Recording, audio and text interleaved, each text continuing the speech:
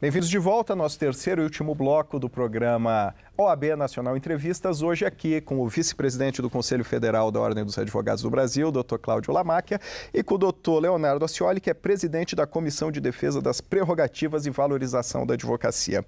Doutor, estávamos falando sobre o novo CPC e alguns avanços que ele trouxe do ponto de vista de honorários. Agora, por mais que não seja exatamente se falar de honorários, tem uma ligação muito próxima, por exemplo, a questão de férias. Como é que ficou definido isso no novo Código? É outra vitória, outra conquista que a advocacia tem, por isso falo do DNA da OAB. É uma luta antiga da advocacia isso, CPC, né? Muito antiga, muito antiga. A questão das férias para nós, para a advocacia, é fundamental. Então, a partir de agora, no novo CPC, nós temos o recesso, né, do dia 20 de dezembro a 20 de janeiro, o que possibilitará aos advogados um período de 30 dias de descanso. A par disso, também temos, a partir deste trabalho feito pela OAB no âmbito do novo Código de Processo Civil, nós temos a contagem de prazos em dias úteis. O que significa isso? Significa que o advogado pode preservar o seu final de semana a partir de agora, né? A partir da vigência do novo Código de Processo Civil, nós teremos os prazos contados em dias úteis. Muitas vezes uma contagem de prazo, uma intimação que se dá numa quarta-feira, o advogado acabava perdendo o seu sábado, o seu domingo, dependendo do tendo que trabalhar para não perder grau o prazo de complexidade de um determinado processo, o advogado teria que passar um final de semana, muitas vezes, debruçado sobre aquele processo, né? Agora não, agora com a contagem de prazos em dias úteis, isso se dá de uma forma bastante marcante como também uma conquista para a advocacia, porque nós estamos valorizando o descanso, valorizando o período de convívio familiar. Isso é muito importante para todos nós. Para qualquer profissional, né? Sem dúvida nenhuma. Sempre temos dito muito isso, inclusive é lema da gestão capitaneada pelo presidente Marcos Vinícius, advogado valorizado, cidadão respeitado. Por que isso?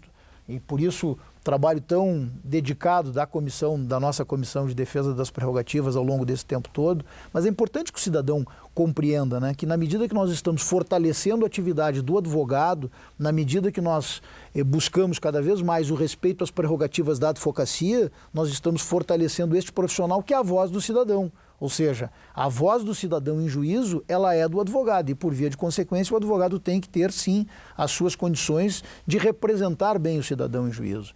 Muitas vezes se confunde prerrogativas e imagina-se que isso sejam privilégios. Não, prerrogativa não é privilégio, as pessoas têm que saber.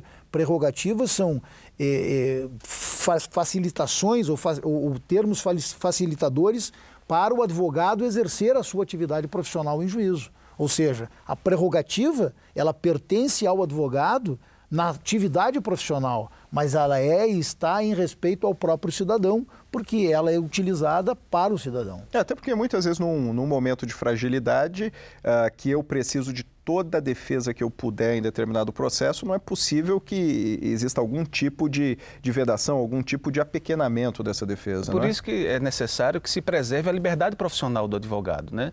Nesse sentido é que a OAB tem atuado, né? A defesa das prerrogativas é a defesa da liberdade profissional do advogado, que atua sempre em defesa também dos mais caros interesses do cidadão, o direito à liberdade, o direito ao patrimônio, né? O direito à vida, né? Então, a defesa das prerrogativas foi eleita como prioridade dessa gestão. O primeiro ato da nova gestão do Conselho Federal, o primeiro ato, já na posse do presidente Marcos Vinícius, foi eleger o lema da gestão, advogado valorizado, cidadão respeitado, né? Criando também o Sistema Nacional de Prerrogativas, com a Procuradoria Nacional de Prerrogativas, um organismo antes inexistente na estrutura do Conselho Federal e que foi de grande ajuda, né, presidente Lamáquia, porque deu efetividade às ações da comissão, da diretoria, no sentido de proteger as prerrogativas, né? Hoje esse órgão executivo age com muita independência. Em números recentes, nós temos mais de 16 mil intervenções da Procuradoria Nacional, não só na questão de honorários, só com esse mas número mais já se vê a necessidade de uma procuradoria. Assistência, né, no tocante aos honorários advocatícios, intervenções efetivas no aumento daqueles honorários arbitrados judicialmente, né? A OAB, o Conselho Federal, tem ingressado como assistente nos processos onde se aviltam honorários advocatícios, e essa é uma obra criada em função da engenharia do Sistema Nacional que foi criado por essa atual gestão. A integração da Comissão Nacional com as comissões estaduais, com as procuradorias estaduais e com a Procuradoria Nacional, que tem funcionado muito bem, que tem sido reconhecida muito pela classe, né? É importante que se diga. Inclusive, essas alterações legislativas que o nosso Lamarck aqui colocou, é preciso que se reconheça e dê o crédito a essa diretoria e a nossa comissão de acompanhamento legislativo e a comissão de legislação, que tem trabalhado incansavelmente no Congresso Nacional em prol da aprovação das medidas legislativas em favor da advocacia. O CPC é um grande exemplo, sim, mas tantas outras medidas como a lei que criminaliza, o projeto de lei que criminaliza a violação às prerrogativas, né? Nós estamos em processo avançado já de tramitação, a próprio ingresso dos advogados no inquérito policial, quer dizer, a possibilidade... Dão mais garantias para o cidadão. Importante se diga a possibilidade do advogado sustentar suas razões no inquérito policial, se aprovada, essa medida será um grande avanço, o super simples e tantas outras medidas que vêm em prol da valorização da profissão, né? Isso é muito importante que se diga. Né? Importante, né, Leonardo, nós lembrarmos também que no que diz respeito à valorização e principalmente essa luta na fixação digna de honorários, o Conselho Federal, Leonardo falava agora há pouco sobre o primeiro ato da gestão, que foi a criação da Procuradoria Nacional, né, e desse sistema de defesa de prerrogativas. O segundo ato da gestão foi a criação de uma Ouvidoria Nacional de Defesa de Honorários, que criamos aqui. Portanto, e é por essa razão, Severino, que nós temos comemorado muito. E sim, agora nós estamos, há pouco tempo, há poucos dias comemorávamos aqui o Dia do Advogado e temos tido a oportunidade exatamente de saudar tantas e tantas conquistas que nós tivemos a oportunidade de, ao longo destes últimos 2 anos e meio, 3 anos, entregarmos à advocacia, né? A Ordem vem, obviamente, num crescente pela sua história, né? A história da OAB se confunde com a própria história do Brasil, mas ao longo destes últimos anos, nós temos que comemorar, sim, algumas conquistas que buscamos elas ao longo de muitos anos, né? Um trabalho determinado de todos os dirigentes de ordem, os de ontem, os de hoje, mas enfim, falar sobre o super simples para a advocacia, como aqui foi dito pelo Leonardo, uma conquista que nós comemoramos em 2014, estas conquistas de agora no novo Código de Processo Civil, que são fundamentais para a valorização do advogado, né? O advogado hoje, ele está fortalecido na sua atividade profissional. Isso é a Ordem dos Advogados do Brasil trabalhando diretamente no fortalecimento da atividade profissional do advogado no seu dia a dia. Doutores, nós temos um quadro aqui que falamos com algumas pessoas da população que têm dúvidas e mandam para cá. Deixa eu chamar uma pergunta no quadro O que você quer saber?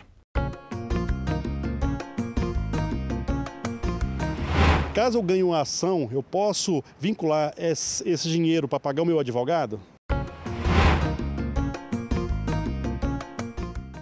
Essa é uma pergunta que muita gente se faz, muitas vezes se pega ali precisando de um advogado e fica nessa situação. Como é que funciona isso, doutores? Na verdade, a regra que o nosso Código de Ética hoje prevê é a cobrança de honorários no início do processo. A cobrança cota litis, ou seja, aquela que diz respeito a uma parcela do êxito, é uma forma excepcional de cobrança, mas diante da realidade, né, do dia a dia da população, é muito utilizada porque, na grande parte das vezes, o cidadão ele não tem direito de adiantar esses honorários. Então, a cobrança em relação, usando como base o valor do êxito, né, o que a pessoa recebe em função da demanda, é perfeitamente possível e é prevista na nossa legislação. Apenas deve-se observar que essa cobrança deve ser moderada, né? Não pode ser inferior, né? Não deve ser inferior ao mínimo estabelecido nas tabelas de honorários, mas também não pode ser imoderada, quer dizer, o advogado ele não pode receber mais do que o seu cliente no curso de uma ação judicial. Doutor Lamarck, num caso como esse, pode-se falar em aviltamento de honorários, não? Bom, nesse caso é exatamente aquilo que nós temos dito, que o advogado tem que ser o primeiro a dar o exemplo, né? E por isso nós dizemos tanto que é necessário, que é importante que o advogado observe exatamente a tabela de honorários, né, na sua cobrança, na sua contratação. Então isso está dentro desta campanha, né? Esta campanha tem esse aspecto, como dissemos no início, ou seja, ela busca a valorização dos honorários no que diz respeito aos honorários contratuais, mas também teve essa atuação no que diz respeito aos honorários sucumbenciais. Tá ótimo, quero agradecer a presença dos senhores. Vamos encerrar mais um OAB Nacional Entrevistas. Semana que vem voltamos com outros 2 entrevistados. Lembre-se, sempre que tiver uma dúvida, procure um advogado.